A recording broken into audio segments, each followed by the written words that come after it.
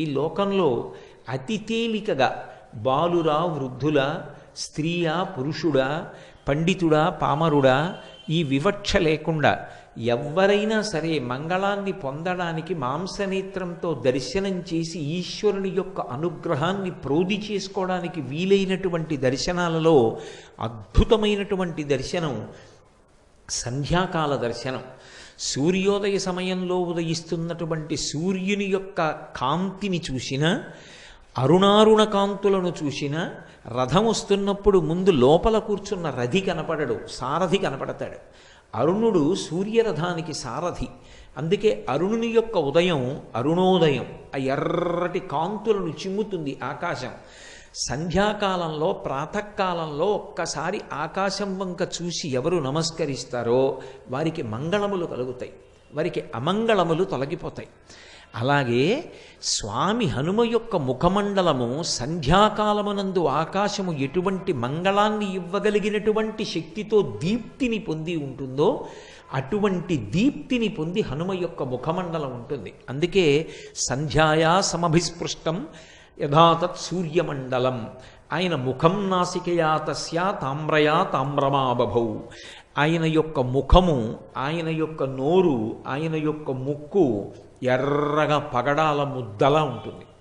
అలా ఎర్రగా ఉన్నటువంటి ముఖమండలం వంక ఒక్కసారి మీరు చూసి ఒక్క నమస్కారం చేశారనుకోండి, అది పరమమంగళములను ఇవ్వగలుగుతుంది. రెండు, హనుమ యొక్క ఉపాసనలో ఉన్నటువంటి అత్యద్భుతమైన విషయం, ప్రతిరోజు హనుమ యొక్క ముఖాన్ని ఎవరు చూస్తారో, ఎవరు ఆయనకి నమస్కారం చేస్తారో అటువంటి వారి యొక్క అజ్ఞానము తొలగిపోతుంది. చాలా తొందరగా వారికి జ్ఞానకటాక్షము కలిగేటటువంటి అదృష్టాన్ని పొందుతారు. ఎందుచేత అంటే ఆయన భర్గస్వరూపుడై ఉంటాడు అని పరాశర సంహితలో ఆయన యొక్క ఉపాసన రహస్యాన్ని చెప్తారు. భర్గుడు అజ్ఞానాన్ని తీసివేయగలిగినటువంటి స్వరూపం. గాయత్రీ మంత్రంలో బీజాక్షరానికి అధిదేవత. అటువంటి భర్గస్వరూపుడైనటువంటి హనుమ యొక్క ముఖాన్ని, ఆయన యొక్క రూపాన్ని ఎవరు చూస్తారో వారికి మంగళములు ఇవ్వబడతాయి. అందున ప్రత్యేకించి హనుమ ఉపాసనకి చాలా విశేషమైన రోజుగా చెప్పబడినది ఏది అంటే, సాధారణంగా ప్రతి వారంలోనూ కూడా మొట్టమొదట గొప్పది శనివారం. శనివారం నాడు స్వామి హనుమ యొక్క ఉపాసనకి అత్యంత ప్రీతిపాత్రమైన రోజు. ఆయన అవతార స్వీకారం చేసింది కూడా స్థిరవారం శనివారం నాడే చేశారు. వైశాఖమాసి కృష్ణాయాం అని ఆయన మందవాసరి దశమ్యాం మందవాసరి, దశమి తిథి నాడు శనివారం నాడే ఆయన ఆవిర్భవించారు.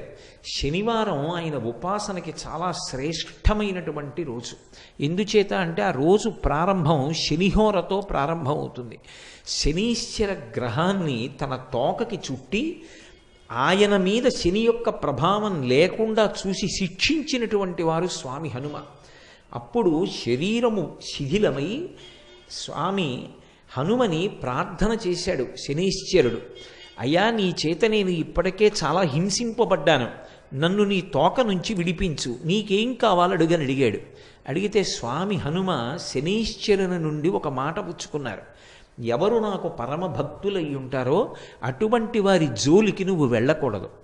ఒకవేళ జాతకంలో శనీశ్వరుని యొక్క ప్రభావం చాలా విశేషంగా ఉండేటటువంటి వారు కూడా హనుమ యొక్క అనుగ్రహానికి నోచుకున్నవారైతే అటువంటి వారందరికీ కూడా శనీశ్వర గ్రహం యొక్క ప్రభావం విశేషంగా ఉండేటటువంటి అవకాశం ఉండదు. అది హనుమ పుచ్చుకున్నటువంటి మాట. అందుకే హనుమదుపాసన శనివారం నాడు చేస్తే శనీశ్వర గ్రహం ఆనుకూల్యతని పొందుతుంది, పొంది బాధించడం అనేటటువంటిది ఉండదు. రెండవది, మాసములలో మార్గశీర్ష మాసంలో శనివారం నాడు స్వామి హనుమని ఉపాసన చేసినట్లయితే అది చాలా విశేషమైనటువంటి ఉపాసన. మనకి అదృష్టం ఏమిటంటే మనం ఇవాళ మార్గశీర్ష మాసంలో శుక్లపక్షంలో ఇవాల్టి రోజున శనివారం నాటి సాయంకాలమే హనుమ యొక్క వైభవం గురించి ఆయన ప్రాంగణంలోనే కూర్చుని మాట్లాడుకుంటున్నాం. ఇది నిజంగా స్వామి హనుమ యొక్క అనుగ్రహ విశేషం. అంతటి మహానుభావుడైనటువంటి హనుమ 5 అంకె చేత ప్రీతి పొందుతారు. ఒక్కొక్క దేవతకి ఒక్కొక్క లక్షణం ఉంటుంది. మీరు విఘ్నేశ్వరుడి విషయంలో చూస్తే 16 అంకెకి ఒక ప్రీతి. ఆయనకన్నీ 16 కుడుములు, 16 ఉండ్రాళ్ళు, 16 రకాల పత్రులు, 16 రకాల పువ్వులు, 16 రకాలైనటువంటి నైవేద్యాలు, 16 నామాలు. సుముఖశ్చైకదంతశ్చ కపిలో గజకర్ణక లంబోదరశ్చ వికటో విఘ్నరాజో గణాధిప ధూమకేతుర్గణాధ్యక్ష ఫాలచంద్రో గజానన వక్రతుండ శూర్పకర్ణో హేరంబస్కందపూర్వజ షోడశైతాని నామాని ఎప్పటే శృణుయాదపి విద్యారంభే వివాహే చ ప్రవేశే నిర్గమే తథా సంగ్రామే సర్వకార్యేషు విఘ్నస్తస్య న జాయతే. షోడశైతాని నామాని 16 అంకె మీద విఘ్నేశ్వర తత్వం నడుస్తుంది. ఆయనకి 16 ప్రీతిని కాదు, తత్వం 16 మీద వెడుతుంది. అలాగే పరమశివుని యొక్క తత్వం 8 మీద వెడుతుంది. అందుకే అష్టమూర్తి తత్వము అని పిలుస్తారు.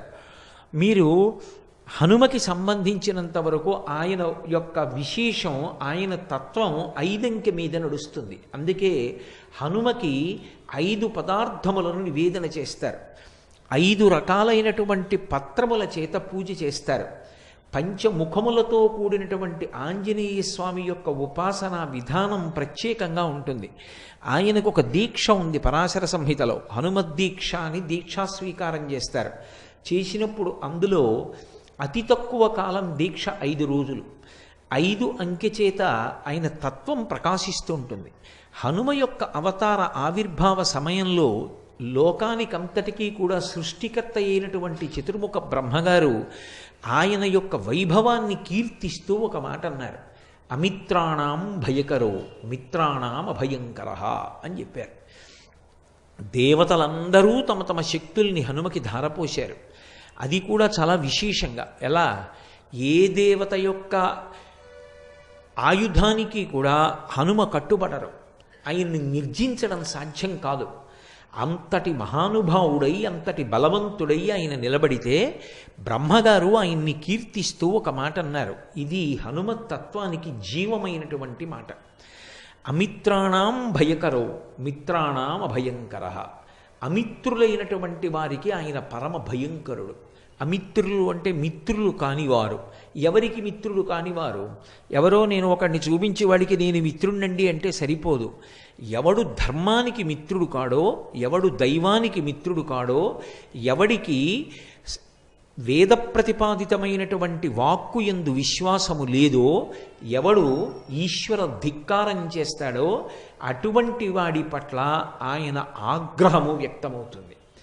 ఎవడు ధర్మమునందు అనురక్తి కలిగిన వాడై ఉంటాడో, ఎవడు భగవంతునికి దాసానదాసుడై భక్తుడై ఉంటాడో అటువంటి వాడి పట్ల ఆయన అనుగ్రహ ప్రసరణం జరుగుతుంది. ప్రత్యేకంగా హనుమదుపాసన చెయ్యవలసిన అవసరం లేదు.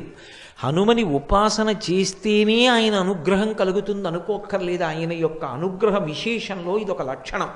అందుకని బ్రహ్మగారు ఆ మాట అన్నారు.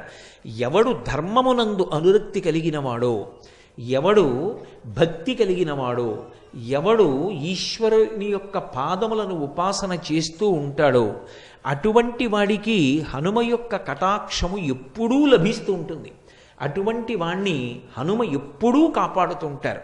అందుకే మీరు ఎప్పుడైనా హనుమ యొక్క విశేషాల్ని పరిశీలించండి. మీకు స్పష్టంగా ఈ విషయాలన్నీ కూడా ద్యోతకమవుతాయి. శ్రీరామాయణంలో చెప్పబడినటువంటి విషయాలు కొన్నింటిని పరాశర సంహితలో మహర్షి చెప్పారు. హనుమ ఉపాసనకి సంబంధించినటువంటి విషయములనన్నిటినీ కూడా క్రోడీకరించి ఒక చోట గుదిగుచ్చి మనకి పరిశీలనం చేసుకోవడానికి, అనుష్ఠానం చేసుకోవడానికి అత్యంత వీలైనటువంటి రీతిలో మనకి పరాశర మహర్షి అందించారు. పరాశర సంహిత హనుమకి సంబంధించినటువంటి ఉపాసనా విధానాన్ని, ఆయన యొక్క అనుగ్రహాన్ని, ఆయన యొక్క వైభవాన్ని మనకి విశేషంగా అందజేస్తుంది. హనుమ క్షేత్రములు ప్రధానమైనవి ఎక్కడెక్కడున్నాయి, ఎక్కడెక్కడ ఆయన యొక్క అనుగ్రహాన్ని పొందడానికి వీలుగా ఆ క్షేత్రాలు ప్రకాశిస్తున్నాయి, ఈ విషయాలన్నిటినీ కూడా మనకి పరాశర సంహిత చెప్తుంది. మీరు హనుమ వైభవాన్ని, హనుమకి ధర్మము పట్ల ఉండేటటువంటి అనురక్తిని, ఆయన భక్తుడైనటువంటి వాణ్ణి కాపాడేటటువంటి రీతిని, ఆయనకి ఎదురు నిలబడగలిగినటువంటి వాడు లోకంలో ఎవ్వరూ ఉండడు అనేటటువంటి రూఢమైన సత్యాన్ని ప్రకాశింపచేసేటటువంటి రీతిలో రచింపబడి మనకి అందివ్వబడిన పరాశర సంహితని పరిశీలనం చేస్తే కొన్ని అద్భుతమైనటువంటి విశేషాలు ద్యోతకమవుతాయి. శ్రీరామాయణంలో ప్రస్తావించబడకపోయినప్పటికీ మైరావణోపాఖ్యానము అని ఒక ఉపాఖ్యానాన్ని పరాశర సంహితలో మహర్షి చెప్తారు. రావణాసురుని యొక్క శరీర బంధువు మైరావణుడు. రావణాసురుడు ఎంత ప్రమాదకారియో మైరావణుడు కూడా అంతే ప్రమాదకారి.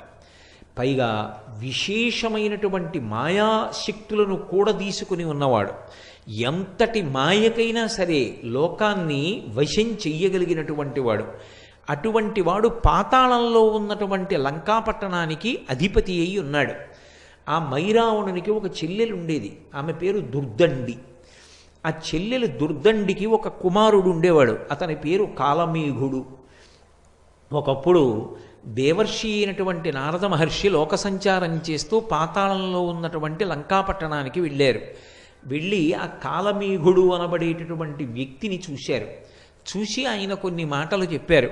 మనం వెంకటేశ్వర సుప్రభాతంలో చెప్తుంటామే, రేఖామయద్ధశుధాకలచాత పత్ర వజ్రంకుశాంబురుహ కల్పక శంఖ చక్రై భవ్యైరలంకృతతలౌ పరతత్వ చిహ్నై శ్రీవేంకటేశ చరణౌ శరణం ప్రపద్యే అని. అలా ఆ కాలమేఘుని యొక్క పాదముల యందు కొన్ని అద్భుతమైనటువంటి రేఖలున్నాయి. ఆ రేఖలు ఎవరికి ఉంటాయో అటువంటి వాడు చాలా ఉత్తముడై, పరమ భాగవతోత్తముడై, చాలా గొప్ప చక్రవర్తి కాగలడు. అందుకని ఈ పాతాళలోకంలో ఉండేటటువంటి లంకాపట్టణాన్ని ఈ నీలమేఘుడు పరిపాలన చేస్తాడు. కొంతకాలం అయిన తర్వాత ఇతని పరిపాలనలో ఈ పాతాళలోకానికి చాలా వైభవం కలుగుతుంది అని చెప్పి నారద మహర్షి వెళ్ళిపోయారు. ఇది విన్నాడు మేనమామ అయినటువంటి మైరావణుడు.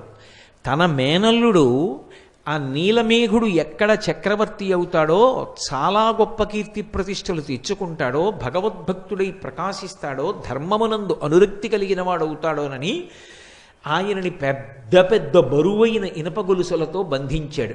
సోదరి అని కూడా చూడకుండా తోడపుట్టినటువంటి దుర్దండిని కూడా ఇనప గొలుసులతో బంధించాడు. తనని కన్న తండ్రిని కూడా బంధించి చెరసాలలో ఉంచాడు. వీళ్ళు ఈ పెద్ద పెద్ద ఇనప గొలుసులు మోసుకుంటూ నడవలేక తిరుగుతూ ఉండేవారు. కొద్ది దూరం నడవాలంటే కష్టం. అటువంటి శిక్ష వేశాడు వాళ్ళకి. ఈ సోదరి అయిన దుర్దండి, ఆమె కుమారుడైనటువంటి ఆ నీలమేఘుడు పడరాని ఇడుములు పడుతున్నారు మైరావణుని యొక్క రాజ్య పరిపాలన యందు.